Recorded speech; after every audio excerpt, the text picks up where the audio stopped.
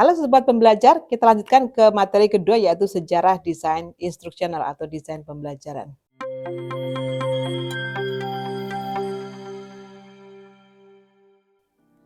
Membicarakan desain instruksional adalah membicarakan media untuk instruksional juga. Kita mulai dengan sekolah pada zaman dahulu di abad ke-19. Jadi pendidikan sekolah umum dikenalkan di pertengahan abad 19 memakai papan tulis dan kapur. Pada awal abad 20, gramafon diciptakan. Ini menjadi titik awal untuk mass audience.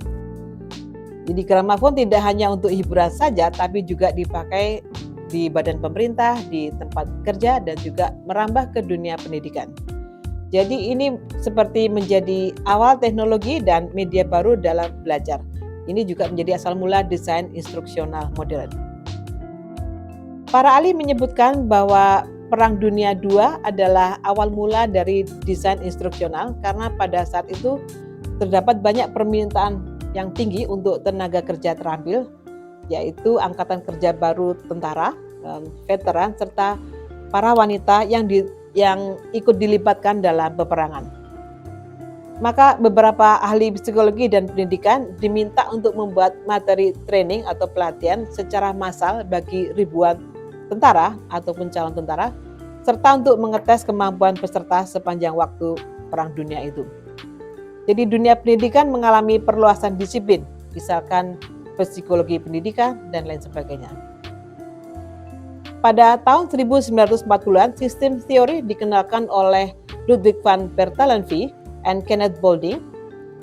Sistem itu kompleks, terdiri dari bagian-bagian yang saling berhubungan dan berinteraksi untuk mencapai satu tujuan yang sama.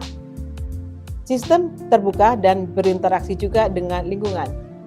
Jadi sistem teori ini mengaitkan tujuan, lingkungan belajar dengan action atau tindakan atau perilaku pesertanya atau siswanya. Disinilah teori pendidikan mempengaruhi perkembangan desain instruksional.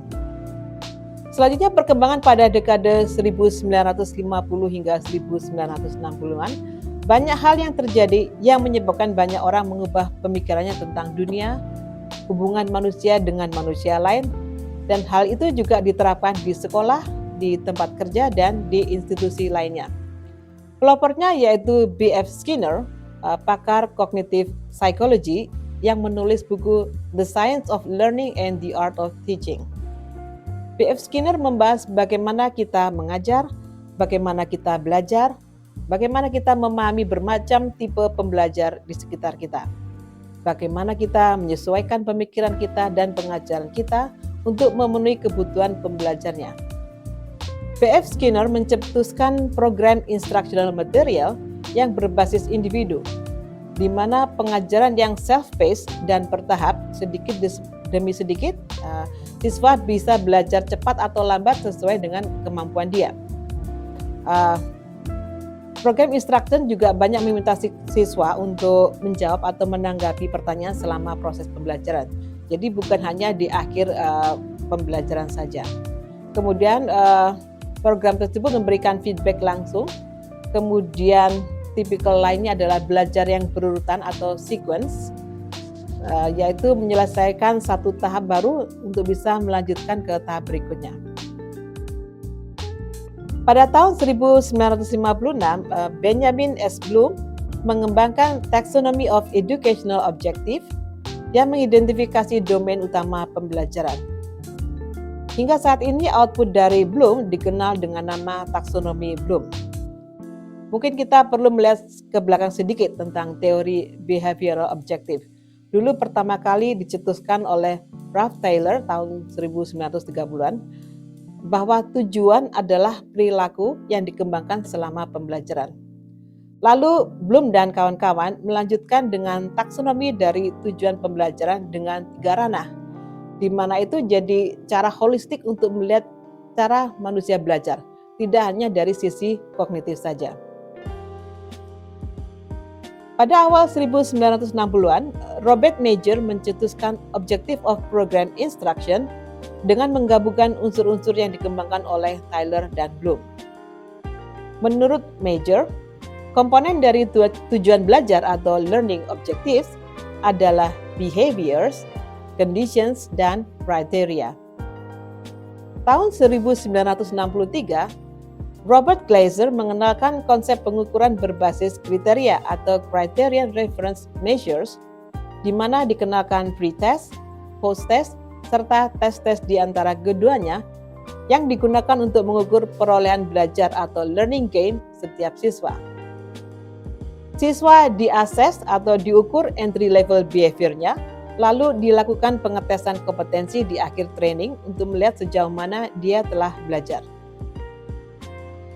Tahun 1960, Robert Gagne menjabarkan 5 domains of learning, yaitu informasi verbal, keterampilan intelektual, strategi kognitif, sikap, keterampilan motorik, serta 9 peristiwa pembelajaran yang kita sebut dengan 9 events of instruction. Dalam penelitiannya yang disebut The Conditions of Learning. 9 events of instructions penting untuk mengaktifasi dan memfasilitasi proses belajar. Gagne juga menjabarkan temuannya tentang analisis hierarkial. Menurutnya, ada hubungan hierarkial dalam domain keterampilan intelektual. Jadi kita perlu merancang atau scaffolding basis pengetahuan kita. Kita pelajari sub skill basic terlebih dahulu sebelum kita melanjutkan ke sub skill berikutnya yang lebih tinggi. Ini juga menjadi basis dalam proses desain instruksional dalam hal penyusunan learning test, analisis agar pembelajaran bisa diikuti dengan baik. Pada tahun 1967, Michael Scriven mengenalkan pentingnya mengetes draft desain instruksional sebelum di-launching untuk menjamin perencanaan kita telah berhasil bagi kelompok atau peserta yang berbeda. Scriven juga membedakan antara formative evaluation dengan summative evaluation. Ini istilah yang pernah dikenalkan oleh Lee Cronbach pada tahun 1963. Dan juga memunculkan formative evaluation of program instruction oleh para desainer instruksional. Intinya pada tahun 1960-an itu banyak sekali konsep-konsep terkait desain instruksional yang bermunculan. Dan semua itu saling terkait satu sama lain ya. Terminologi instructional design mulai banyak digunakan dan model awalnya adalah model Gagne tahun 1962 saat dia menerapkan prinsip psikologi dalam pengembangan sistem. Pada tahun 1970-an, beberapa model muncul yang didasarkan pada pemrosesan sistem informasi atau System Information Processing. Pendekatan ini dikembangkan lintas militer, akademisi, dan organisasi. Banyak organisasi juga mulai menggunakan media seperti strip film selama ini untuk meningkatkan efektivitas pengajaran. Beberapa contoh ID model yang ada yaitu model Gagne and Briggs tahun 75, EDD model tahun 1975, dan Dick and Carey model tahun 1978. Kita lanjutkan di era 1980-an, dunia bisnis semakin berkembang. Banyak korporasi dan manufaktur bertumbuhan.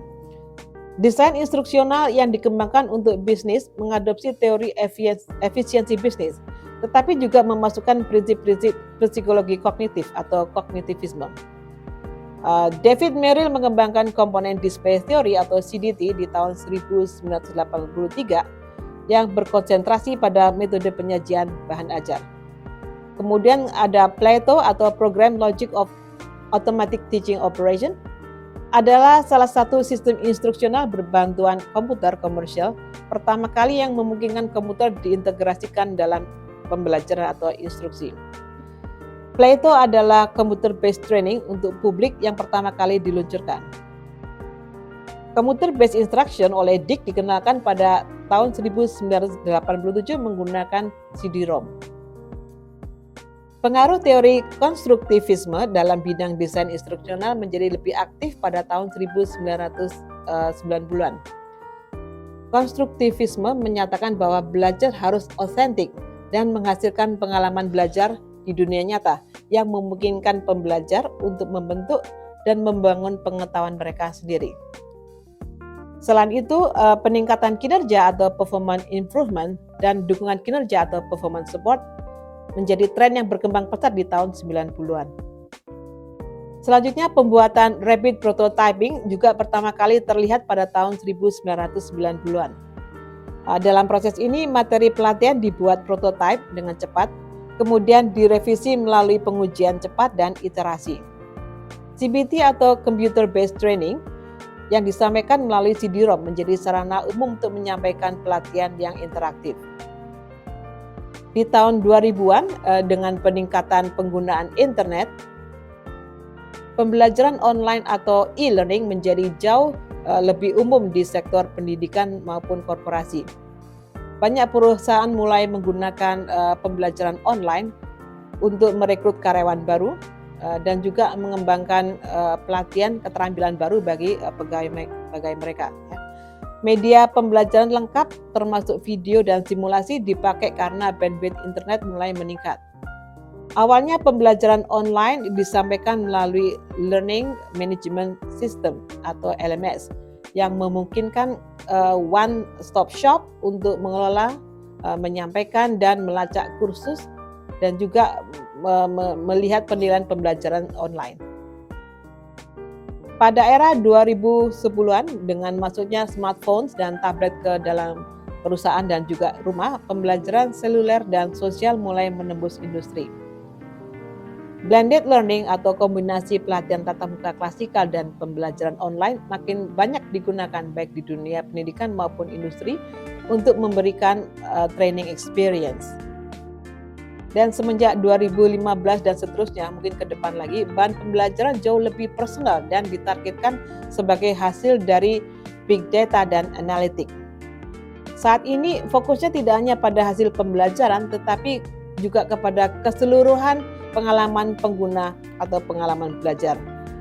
Pendekatan ini telah memunculkan desain pengalaman pembelajar yang disebut dengan Learner's Experience atau LX, yang berfokus pada proses penciptaan pengalaman belajar yang memungkinkan pembelajar mencapai hasil pembelajaran yang diinginkan dengan cara yang berpusat pada manusia dan juga berorientasi pada tujuan.